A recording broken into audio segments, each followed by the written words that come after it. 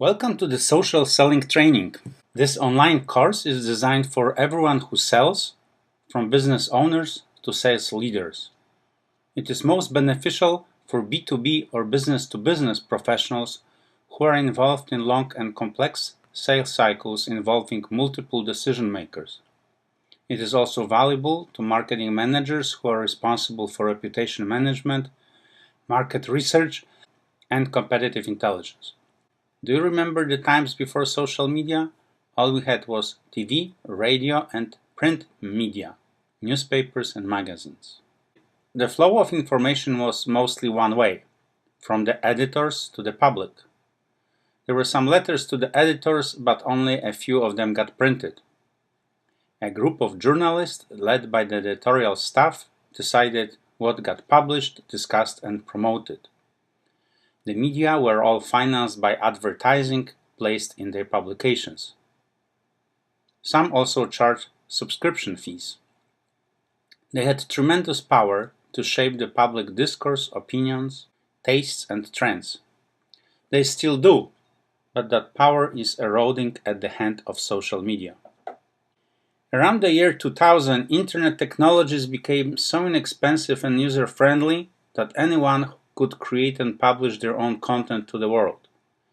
You could get a free account on the blogging site and start writing your blog that could be visible globally. The only investment needed was your time. There was no advertising involved. In 1999, according to Jesse James Garrett, there were only 23 blogs on the internet. By the middle of 2006, about 7 years later, there were 50 million blogs, according to the Technocratic State of Blogosphere report. Blogs provided space for comments, and the author of a blog could respond to them right there online. This is how the real-time interaction between the authors and the audience started. Blogging exploded worldwide. Then another idea was born. How about if we allow authors and readers to easily connect and stay connected with each other outside of blogs?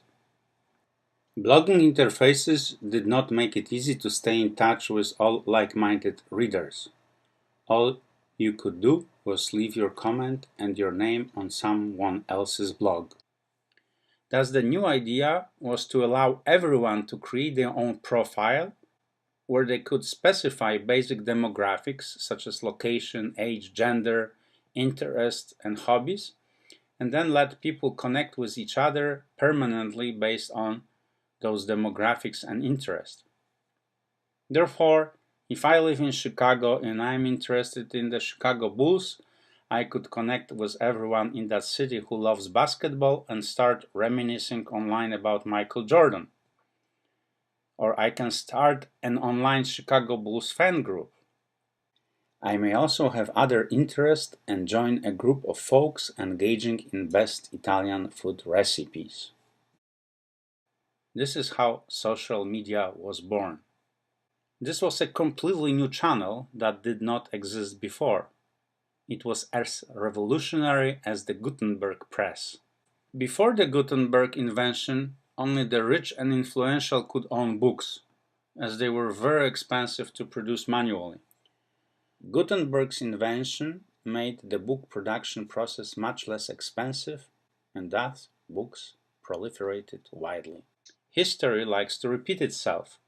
The same mechanism worked again when the decreasing cost of media production led to the proliferation of that media. Social in English means communal, collective, popular, civil, public, societal. It also means party, gathering, and get together.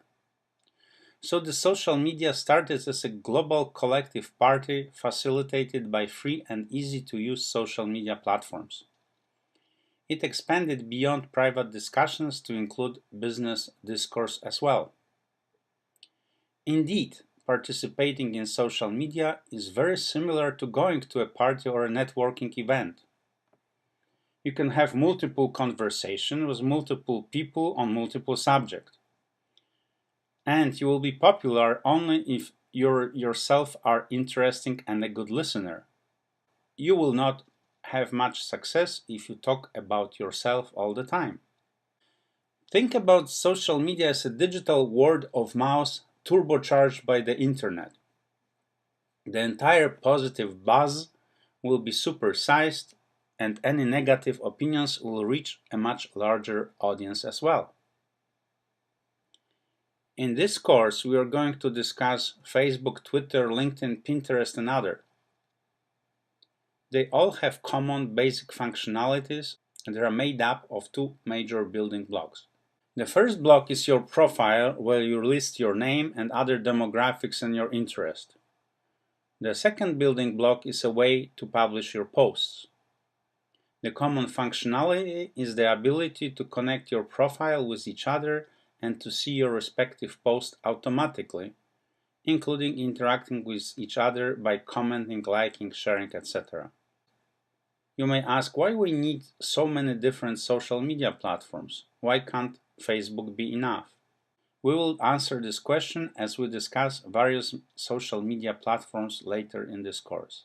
There's another common thread among all social media platforms.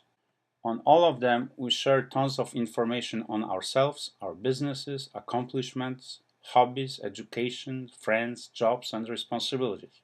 Never before so much detailed personal information has been accessible on such a large scale. Social media platforms use this information to finance their business model. Since social media sites are free to users, they sell this information to advertisers who gain precision in targeting the ads. Never before could you have effectively found and cheaply advertised to males who live in Chicago, are 55 years old, and love Michael Jordan and Italian food. The good news for sellers is that never before so much detailed information has been available for market research, competitive intelligence, and due diligence. The whole idea behind this training is to learn how to harness this goldmine of social media information to better understand our prospective customers, existing clients, and competition.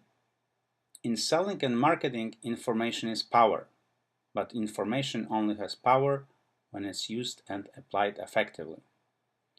Like a gold mine requires sifting through tons of rocks before you get to a nugget, the social media requires sifting through tons of trivia and detail before you get to something that you can use in sales. Let's start learning how we can leverage social media to sell more.